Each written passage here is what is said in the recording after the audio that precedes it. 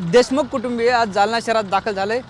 सरपंच संतोष देशमुख यांना न्याय देण्यात यावा या मागणीसाठी जालना शहरात जे आहे ते मोर्चा काढण्यात येतोय। आणि आपण बघतोय देशमुख कुटुंबीय जालना शहरात दाखल झाले। आपल्यासोबत संतोष देशमुख यांचे बंधू धनंजय देशमुख आहेत। आता काय सांगाल, तुमचे बंधू संतोष देशमुख यांना न्याय मिळावा या मागणीसाठी मोर्चा काढण्यात येतोय। आज आपण जे आहे ते जालना शहरात आलात।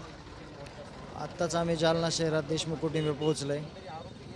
इथला जो आजचा जन आक्रोश मोर्चा आहे त्या मोर्चातून सगळ्यांना एक मागणी आहे की सगळा मोर्चा शांततेत पार पाडावा आणि आपली जी मागणी आहे आपल्याला न्याय पाहिजे त्या न्यायाच्या भूमिकेत सगळे आले। त्याबद्दल सगळ्यांनी आवाहन करावं की सगळा मोर्चा शांततेत पार पाडावा।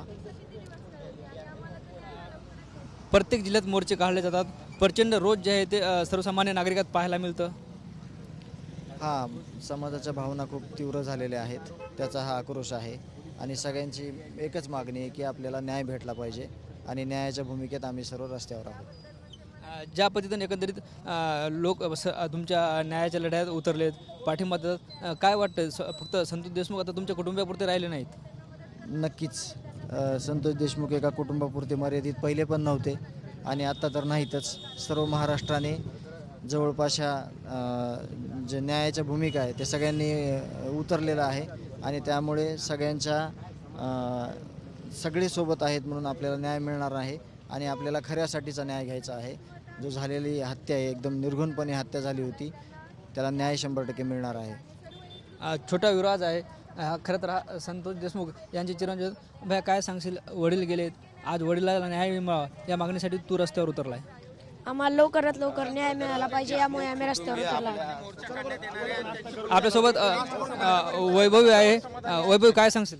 समाधानी म्हणजे आम्हाला समाधान तेव्हा मिळणार आहे की माझ्या वडिलांना किंवा आणखी इतर ज्यांची हत्या झाली असेल अगोदर किंवा त्यांचे सुद्धा बळी गेले असतील त्यांना ज्यावेळेस न्याय मिळेल तेव्हा आम्हाला कुठेतरी तिळभर हे समाधान मिळेल। कारण की आता माझे वडील तर वापस येऊ शकत नाहीयेत, पण त्यांचं जे बलिदान झालंय ते हे का आता आपण समजू की जी गुंडगिरी आहे ते बंद करण्यासाठी म्हणजे त्यांचा बळी गेलाय किंवा त्यांचा जीव गेलाय, तर हे बलिदान व्यर्थ न जाता त्यांना न्याय मिळाला पाहिजे एवढीच अपेक्षा करतो। एसआयटी मध्ये काही अधिकारी आहेत ते वाल्मिक कराडच्या ओळखीचे असल्याचं उघड झाल्यानंतर त्यांना बाजूला करण्यात आलेलं आहे। अजून काय मागणी राहील एसआयटी संदर्भात?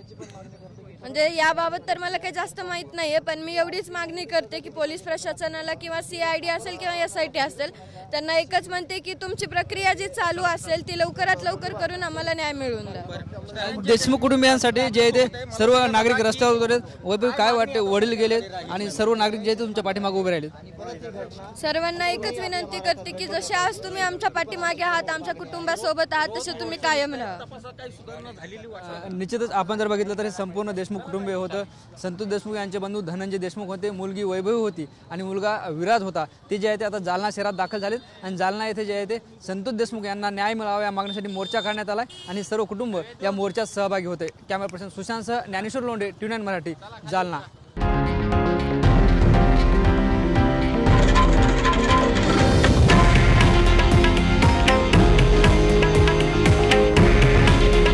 हे आहे देशातील नंबर 1 न्यूज नेटवर्क आणि आपण पाहत आहात TV9 मराठी।